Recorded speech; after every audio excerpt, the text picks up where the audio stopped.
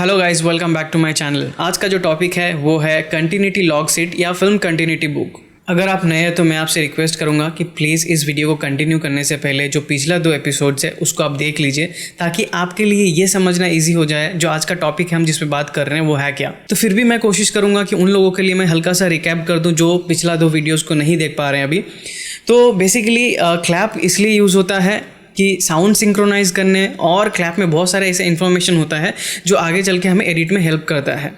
तो उस क्लैप में हमने ये देखा था जहाँ पे सीन, शॉट एंड टेक, तो जिसके बारे में हमने अगला वीडियो में बात किया था। सीन बेसिकली क्या होता है, किसी भी स्पेस में जो दृश्य मतलब जो घटना घटती है उसको हम एक सीन बोलते हैं। तो अभी ये जो सीन होता है उस सीन को जब हम शूट करते हैं तो हम उसको कंप्रेस करने के लिए या उसको और अच्छे से डेवलप करने के लिए छोटे छोटे हिस्सों में बांट लेते हैं। तो ये जो छोटे छोटे हिस्सा होता है हम उसको शॉट्स बोलते हैं। शॉट बेसिकली कैमरा ऑन करने से लेके कट करने तक जो भी हिस्सा हम रिकॉर्ड करते हैं वो शॉट का पार्ट हो गया। अभी ये जो शॉट्स होता है कभी कभी हमारे गलती के वजह से या बहुत सारे टेक्निकल एरर के वजह से हम दोबारा लेते हैं, जिसको हम टेक्स में काउंट करते हैं। तो ये हो गई बेसिक मोटा मोटा बातें। लेकिन उस क्लैप के वीडियो पे मैंने एक और इन्फॉर्मेशन दिया था कि जैसे कि हम जब शूट करते हैं तो वो जो क्लैप का इन्फॉर्मेशन होता है एक असिस्टेंट डायरेक्टर या एक कंटिन्यूटी सुपरवाइज़र उस चीज़ को नोट डाउन करता है। ये जो नोट डाउन होता है, जिस डॉक्यूमेंट पे नोट डाउन होता है उसको हम बोलते हैं कंटिन्यूटी लॉग सीट या फिल्म कंटिन्यूटी बुक। तो आज के वीडियो पे हम डिटेल में जानेंगे कि ये कंटिन्यूटी लॉग सीट या फिल्म कंटिन्यूटी बुक हम कैसे मेंटेन कर सकते हैं, ये हमारे लिए किस लिए इतना ज़्यादा ज़रूरी है और इसमें हमें फ़ायदा क्या है। वीडियो स्टार्ट करने से पहले मैं आपको एक छोटा सा स्टोरी सुनाना चाहूँगा कि अगर आप फिल्म मेकिंग में या फिल्म इंडस्ट्री में जुड़ना चाहते हो तो यहाँ पे बेसिकली 2 प्रोसेस होता है। पहला प्रोसेस कि आप फिल्म मेकिंग या फिल्म स्कूल से कहीं से पढ़ लीजिए, पढ़ के आ जाइए। आने के बाद आप किसी प्रोडक्शन में जाइए, रेज्यूमे सबमिट कीजिए, फिर आप धीरे धीरे उनके साथ जुड़िए एंड देन काम करना स्टार्ट कर दीजिए। दूसरा जो प्रोसेस होता है कि जैसे मान लीजिए फिल्म इंडस्ट्री में आपका किसी के साथ कोई कनेक्शन है या लिंक है, तो आपने उनको रिक्वेस्ट किया कि सर जी कोई काम चाहिए, आप काम दे दो, मुझे काम करना है, तो आप उनके साथ फिर जुड़ जाते हो। तो फिर वो आपको बुलाते हैं कोई शूटिंग में बुलाने के बाद जो सबसे पहला प्रेफरेंस आपको दिया जाता है कि या तो आपको क्लैप मारने दिया जाएगा या तो आपको कंटिन्यूटी या TCR लिखने दिया जाएगा। तो ये जो प्रोसेस है ना, इसमें एक बहुत बड़ी गलतियाँ क्या होती है, आप ज्वाइन तो करते हो और सीखने के लिए, पर यहाँ पे आप कुछ सीखते नहीं हो। आप सिर्फ ऑब्जर्व कर सकते हो चीज़ें क्या हो रहा, कैसे हो रहा, लेकिन आपको कोई सिखाता नहीं है कि ये क्यों हो रहा है या आप क्यों लिखोगे, इसका रीज़न क्या है। तो प्रॉब्लम क्या होता है, प्रॉब्लम ये होता है कि आपको बता दिया जाता है कि ये कंटिन्यूटी बुक है, जब क्लैपर क्लैप करेगा आपको देख देख के ये सारी चीज़ें लिख देना है। जो डायरेक्टर अनाउंस करेगा ओके है तो आप ओके में राउंड मार्क कर देना या ओके लिख देना, और जो NG है आप वैसे ही लिखते जाना NG है।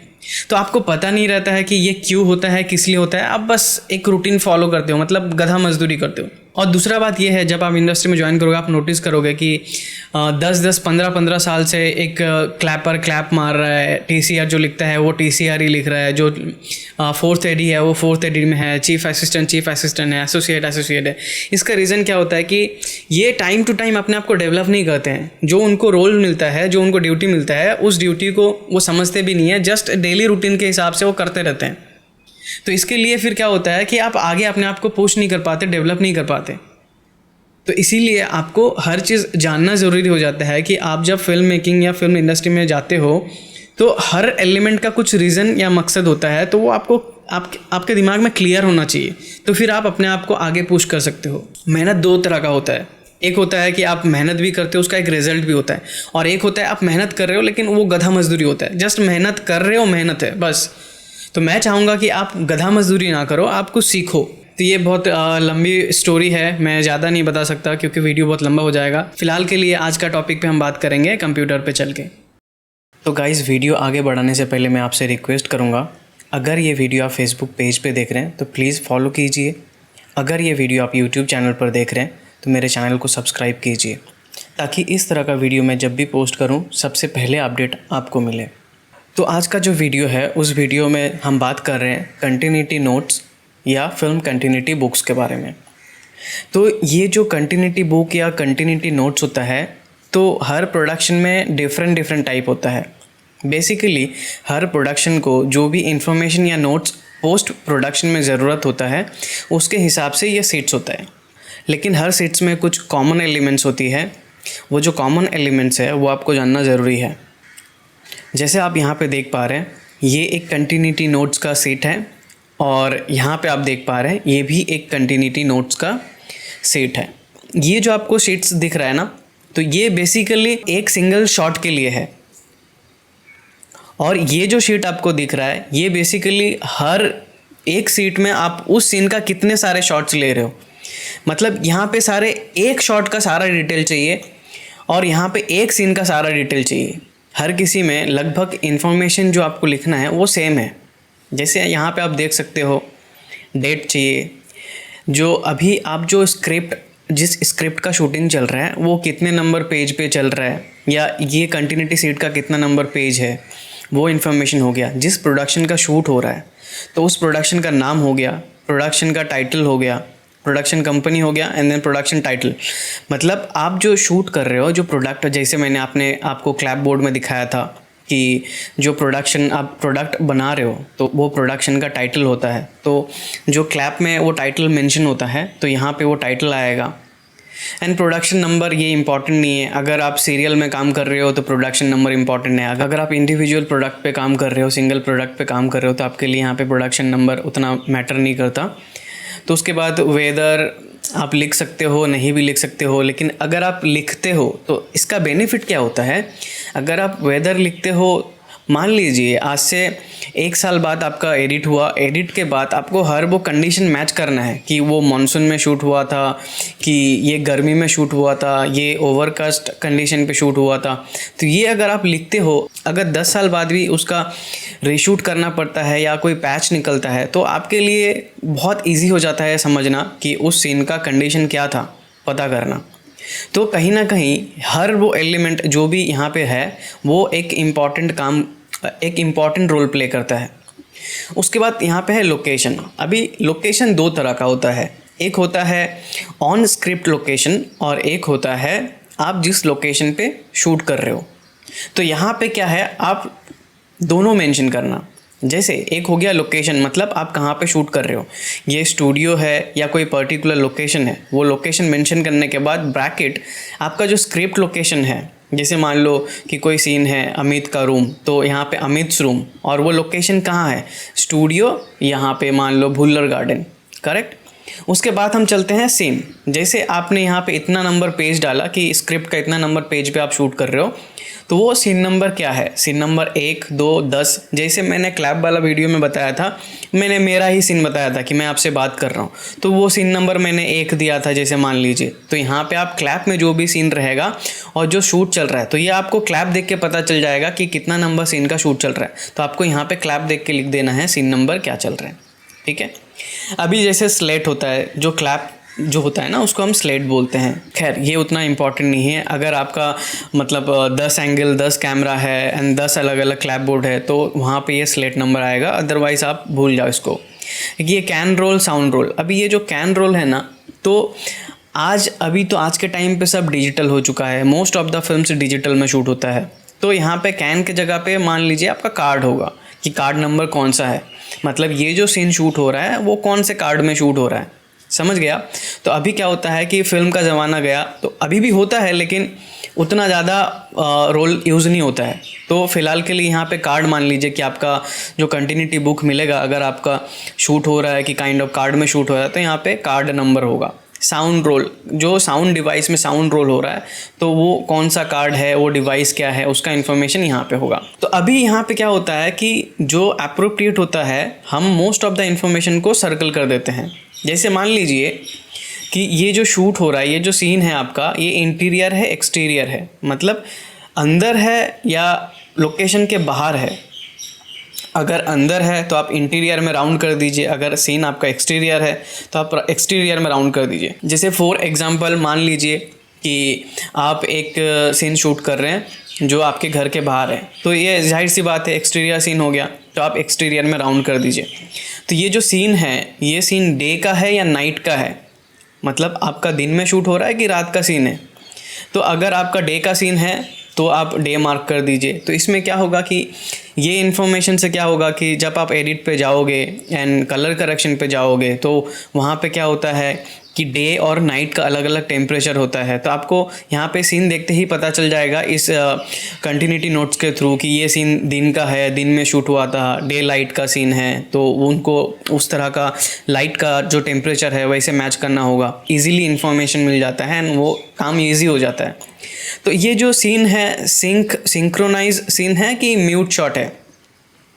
सिंक्रोनाइज मीन्स जो ऑन लोकेशन एक प्रोफेशनली साउंड रिकॉर्ड होता है साउंड डिवाइस में, तो उसका जो साउंड रिकॉर्ड होता है उसको हम सिंक्रोनाइज साउंड बोलते हैं। म्यूट मीन्स बहुत ऐसे सीन्स होता है जहाँ पे साउंड बाद में ऐड कर दिया जाता है। जैसे मान लो कि कार का ड्राइविंग शॉट हो गया, जैसे दरवाज़ा खोलना बंद करना, उसके बाद बहुत ऐसे म्यूट शॉट्स होता है जहाँ पे जस्ट एक्शंस होता है लेकिन वहाँ पे साउंड रिकॉर्ड नहीं होता है। तो ये म्यूट है कि सिंक्रोनाइज शॉट है, ठीक है। तो वो सीन का क्या है वो आपको सर्कल करना है। उसके बाद ये सब अभी इम्पॉर्टेंट नहीं है फ़िलहाल के लिए, ये हम यहाँ पे हम आके बात करेंगे। जब हम डिटेल में आएंगे तो यहाँ पे हम ऐड करेंगे। ये उतना इम्पॉर्टेंट हर प्रोडक्शन में इम्पॉर्टेंट मायने नहीं रखते हैं, पोस्ट प्रोडक्शन में ये आपको उतना ज़रूरत नहीं पड़ता है। लेकिन हाँ, आप जितना ज़्यादा डिटेल में आप काम करोगे ये आपके लिए आगे चल के बहुत ईजी कर देता है। आपका आगे का जो प्रोसेस होता है वो बहुत ईजी हो जाता है। तो यहाँ पे आप लेंस लिखोगे, डिस्टेंस लिखोगे एंड जो एपर्चर है एपर्चर लिखोगे। इसलिए जैसे मान लीजिए कि आपने 2 साल बाद उस फिल्म का मतलब पोस्ट प्रोडक्शन कंप्लीट करने के बाद पता चला कि वो जो एक उसका क्लोज़अप शॉट था, किसी एक्टर का क्लोज़अप शॉट था, उसमें बैकग्राउंड में कुछ प्रॉब्लम आ गया और आपको रीशूट करना है और आपको उसी शॉट के साथ मैच करना है। तो अभी आपको पता नहीं चलेगा अगर आप यहाँ पे लेंस नहीं लिखोगे, कैमरा का डिस्टेंस नहीं लिखोगे, एपर्चर नहीं लिखोगे, वेदर नहीं लिखोगे, तो आपको बाद में पता नहीं चलेगा कि वो कंडीशन क्या था। तो फिर आप जब शूट करके फिर लेके जाके एडिट करोगे तो प्रॉब्लम ये होगा कि वो चीज़ें मैच नहीं होगी।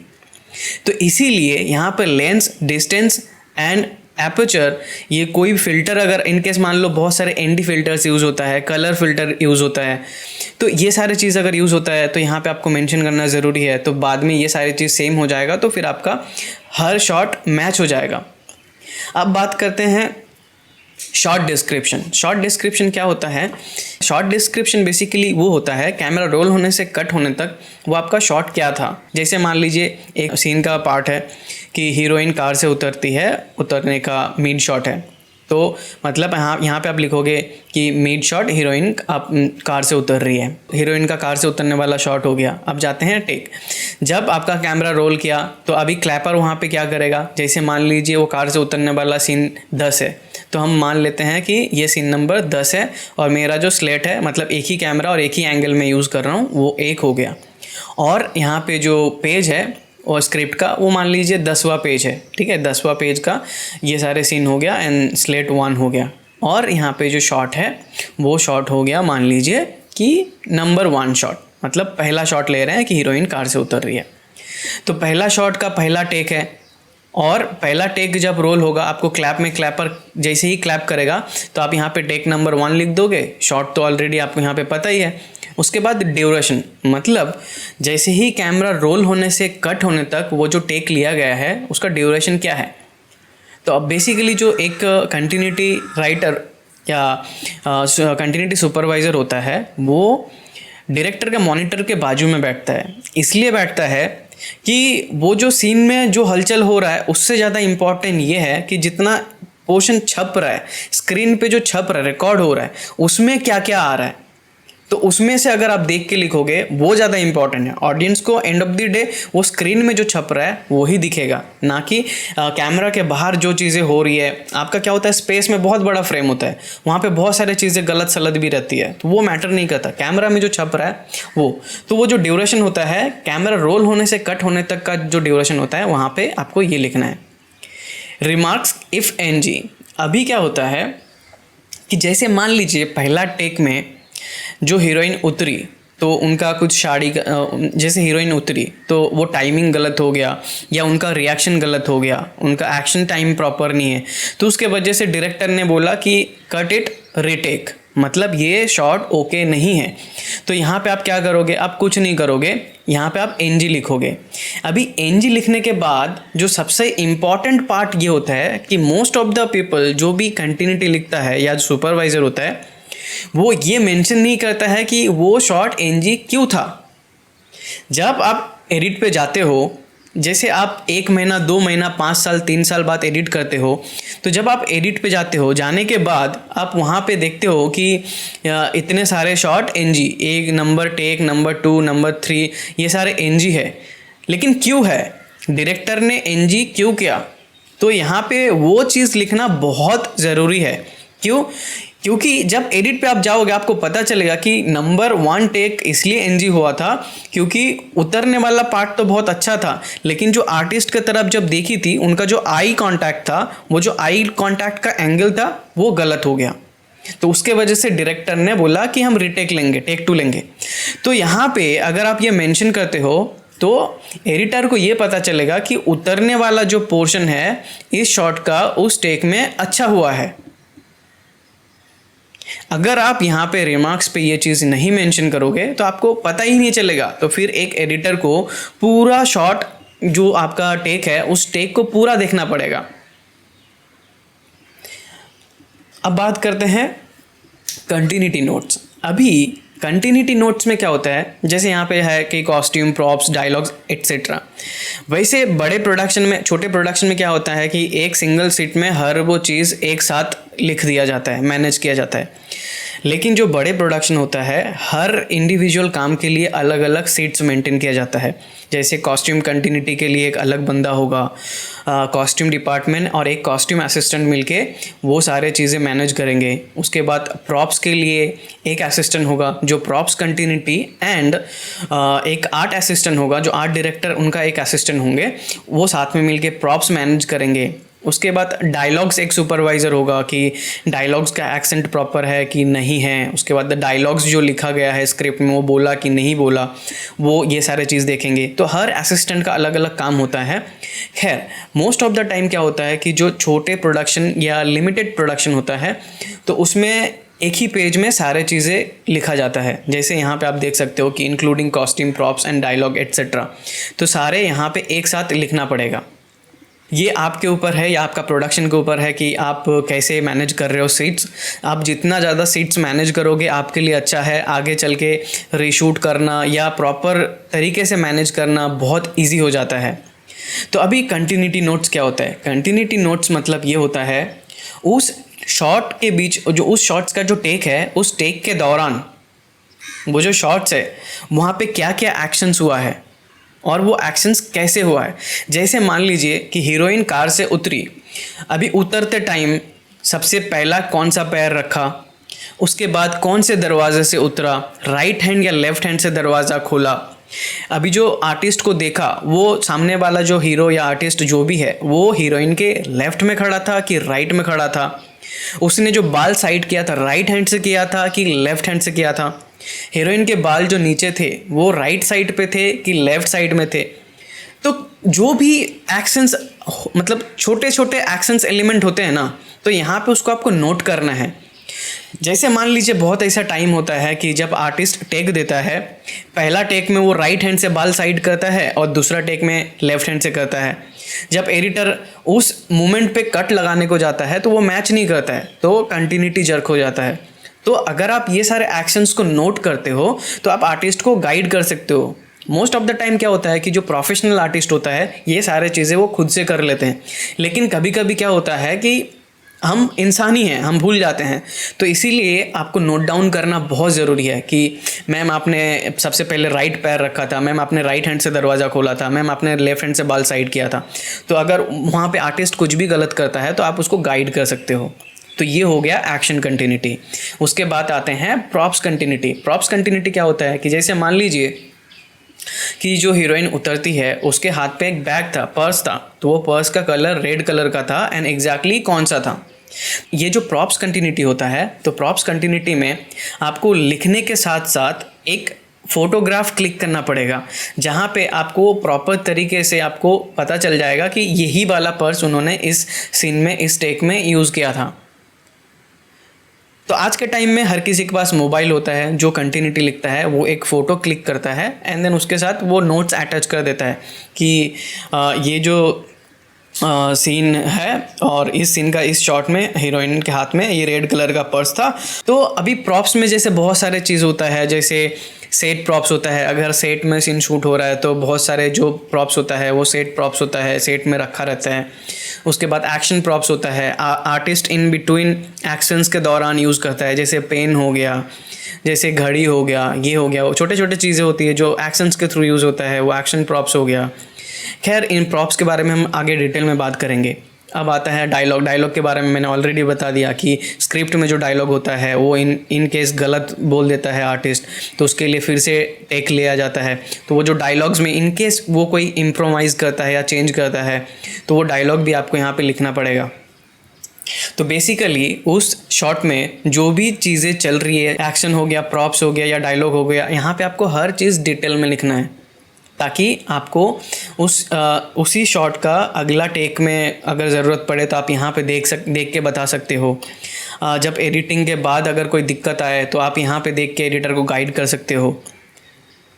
तो फिर अब ये टेक 1 हो गया। टेक 1 में आपने जो लिख लिया वही सारे टेक में रिपीट होगा। सिर्फ फ़र्क इस बात का हो जाता है कि जो टेक डायरेक्टर को चाहिए, यहाँ पे शॉट में जो टेक डायरेक्टर को चाहिए वो अगर नहीं मिलता है उसके वजह से रिटेक्स होंगे। अभी जो यहाँ पे हर शॉट्स का रिटेक होगा, हर रिटेक का एक रीज़न होगा, तो आपको एनजी लिखने के साथ साथ वो रीज़न लिखना बहुत ज़रूरी है, जैसे मैंने पहले बता दिया। जैसे ही मान लीजिए कि अभी यहाँ पे 10वां जो टेक है वो ओके हो गया, जो क्लैपर ने क्लैप किया था, लास्ट क्लैप था 10 नंबर टेक, तो वो 10 नंबर टेक ओके हो गया, तो आप यहाँ पे उसको सर्कल कर दीजिए। तो उससे फ़ायदा क्या होगा, जब आप एडिटिंग में आप कंटिन्यूटी नोट्स लेके बैठोगे, आप डायरेक्टली एडिटर को बताओगे कि सर 10 नंबर टेक ओके है, तो अभी 10 नंबर टेक ओपन करेगा एंड एडिट स्टार्ट हो जाएगा। जैसे 10 नंबर टेक में देखेगा कि अरे ओके है पर यहाँ पे इसका रिएक्शन तो अच्छा नहीं आया, तो फिर एडिटर बोलेगा कि उसका रिएक्शन कौन से टेक में अच्छा है। तो यहाँ पे आप जैसे नोट्स करोगे कि 3 नंबर शॉट में रिएक्शन अच्छा आया था लेकिन उसका उतरने वाला गलत था, तो वो क्या करेगा, इस शॉट्स को उठाएगा और यहाँ से उसका रिएक्शन कट कर लेगा। तो आपको क्या करना पड़ेगा कि आपको ये पूरा फुटेज चेक नहीं करना पड़ेगा, आपका काम बहुत ही फटाफट एंड ईजी हो जाएगा। तो बेसिकली ये हो गया। तो अभी शायद आपको मैं समझा पाया कि ये जो कंटिन्यूटी नोट्स होता है शूटिंग में कितना इम्पॉर्टेंट है, एंड आगे चल के हम रीशूट करें, पैच शूट करें या एडिटिंग में कोई हेल्प चाहिए, हमें यहाँ पे हर वो डिटेल यहाँ से मिल जाएगा। तो अगर आप छोटे से छोटा भी प्रोडक्शन करते हो, आपका भले ही बजट लिमिटेड हो, तो ये सारे जो सीट्स होते हैं, ये सारे जो डॉक्यूमेंट होते हैं, आप इसको मैनेज कीजिए। ये आपको बहुत हेल्प करता है, ना कि सीखने में, अपने आप को डेवलप करने में भी, क्योंकि यहाँ पे लिखा हुआ हर वो इम्पॉर्टेंट एलिमेंट आगे चल के आपको हेल्प करता है। जैसे मान लीजिए आप VFX में कुछ काम कर रहे हैं, तो वो जो शॉट था उस शॉट्स में कोई भी VFX इनपुट था, कुछ भी था, तो वो जो शॉट के दौरान डायरेक्टर के दिमाग में बहुत सारे एलिमेंट ऐसे आ जाता है, वो उस टाइम में सोच के शॉट तो ले लेते हैं, लेकिन अगर आप यहाँ पे डिटेल मेंशन नहीं करोगे तो आपको 1 साल बाद, 1.5 साल बाद जब एडिट होगा आपको पता नहीं चलेगा कि डायरेक्टर ने ये शॉट लिया क्यों था। ये शॉट की तो कोई ज़रूरत नहीं है, ये तो स्क्रिप्ट का पार्ट भी नहीं है। तो ये तब आपको पता चलेगा जब आप डिटेल में वो चीज़ आप नोट डाउन करोगे। तो डिटेल, आपके काम में डिटेलिंग होना बहुत ज़रूरी है। आप जितना डिटेलिंग करोगे आपको उतना फ़ायदा मिलेगा। उम्मीद करता हूँ आपको ये वीडियो भी इन्फॉर्मेटिव लगी और आपको समझ में आई। अगर इन केस इस वीडियो रिलेटेड कोई भी क्वेश्चन है आप मुझे कमेंट कीजिए, मैं ज़रूर रिप्लाई करूँगा। और फिल्म मेकिंग रिलेटेड कोई भी टॉपिक में आपको वीडियो चाहिए आप कमेंट करो, उस पर भी मैं बनाऊँगा। जो अगला टॉपिक है मैं एडिटिंग पे बनाऊँगा कि हम एडिट क्यों करते हैं, एडिटिंग क्या है, एंड एडिटिंग सॉफ्टवेयर्स के बारे में बात करेंगे, सॉफ्टवेयर इंटरफेस के बारे में बात करेंगे, एडिट कैसे करना है, प्रोसेस क्या है, एडिटिंग टूल्स क्या है, ये हम अगले एपिसोड्स पे देखेंगे। तब तक के लिए वीडियो देखने के लिए शुक्रिया, और आप लाइक कीजिए, हो सके तो वीडियो को शेयर कीजिए एंड कमेंट ज़रूर करना। Thank you.